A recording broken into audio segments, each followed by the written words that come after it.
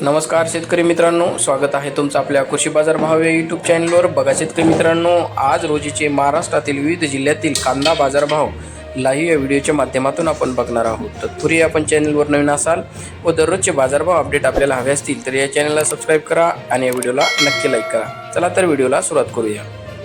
कृषी उत्पन्न बाजार समिती आहे छत्रपती संभाजीनगर. अवकाली 2940 क्विंटल, किमान दर आहे 700, कमाल दर आहे 1400, सर्वसाधारण दर आहे 1050 रुपये.